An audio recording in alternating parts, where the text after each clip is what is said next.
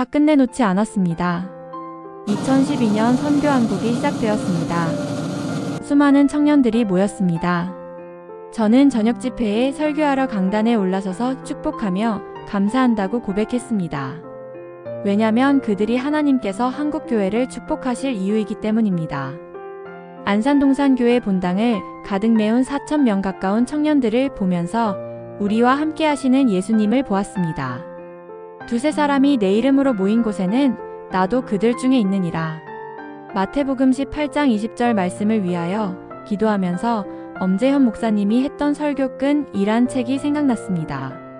끈은 2005년 1월 산악인 박정현 씨와 후배 최강식 씨가 해발 6,440m 히말리아 졸라체 북벽 등반에 성공하고 하산하던 중 조난당하고 구조되기까지의 이야기입니다. 박정현 씨와 최강 씨는 산 곳곳에 위험한 것이 많기 때문에 루프로 서로 묶고 내려오고 있었습니다. 그런데 후배 최강식 씨가 눈으로 덮여있던 빙벽 사이로 추락하게 됩니다. 최강식 씨가 외마디 비명을 치는 순간 앞장섰던 박정현 씨가 반사적으로 몸을 땅에 붙이고 얼음을 찍어 간신히 멈추었습니다. 멈추긴 했으나 이제부터 문제였습니다. 아무리 힘을 내어 올리려 해도 끌려 올라오지 않습니다. 그가 떨어질 때의 충격으로 두 다리가 다 부러져 혼자서 벽을 기어오를 수 없는 상태였습니다.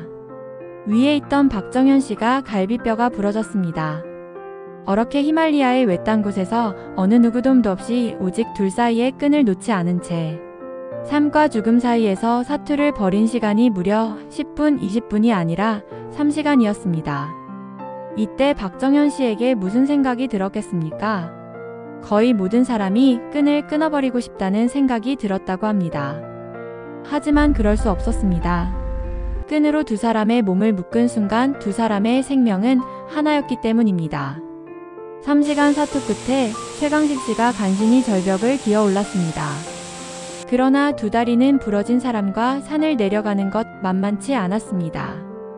안경은 잃어버렸고 0.3밖에 안 되는 박정현 씨에게 온 세상은 허옇게 보였고 두 발목이 부러진 최강식 씨도 역시 겨우 기어가야 했습니다. 두 사람이 그렇게 산을 내려오는데 무려 5일이 걸렸답니다. 간신히 구조되어 극적으로 생還하였으나 너무 오랜 시간 추위에 노출되어 손가락 발가락이 썩었답니다. 결국 박정현 씨는 손가락 8개와 발가락 2개를 잘라냈었고 최강식 씨도 9손가락과 발가락 대부분을 잘라내었습니다. 그렇지만 서로 버릴 수 없었습니다. 그저 살아만 있어달라고 서로 기도했습니다. 그런데 우리도 삶에 이런 끈이 있음을 알아야 합니다. 하나님과 우리를 묶고 있는 끈이 있습니다. 예수님이 그 끈입니다. 주님은 말씀하시길 난 절대로 널 포기할 수 없어. 독생자 예수가 십자가에서 가시면류관 쓰고 손발에 못이 박히고 옆구리에 창으로 찔려 물과 피를 다 쏟더라도 난 널 포기할 수 없어 주님이 말씀하실 것입니다. 때로는 이 끈을 끊어버리고 싶다는 생각을 해본 적이 있을 것입니다. 공동체로 한 몸으로 묶여있는 끈이 부담스럽고 힘들 때가 있습니다.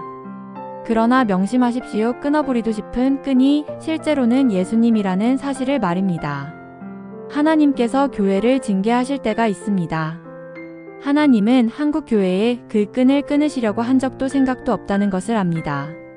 선교한국이 열리는 현장에서 확신했습니다. 성도와 성도들이 이 끈으로 묶였습니다. 성도와 교회, 교회도 이 끈으로 다 묶였습니다. 예수님이 우리를 묶고 있는 끈입니다. 모든 성도는 교회와 한 몸입니다. 선교단체와 선교단체도 한 몸입니다. 예수님이 끈입니다. 하나님은 한 교회가 혼자서 어떤 사역을 크게 잘하게 하는 것보다 작은 교회들이 연합하여 어떤 사역을 이루는 것을 기뻐하십니다. 하나님께서는 선교한국과 같은 집회를 기뻐하시는 것도 사람들이 모여서가 아니라 연합하기 때문입니다. 오늘도 성령님 안에서 한 몸 되어 예수님의 끈으로 묶여져 있음을 찬양합시다.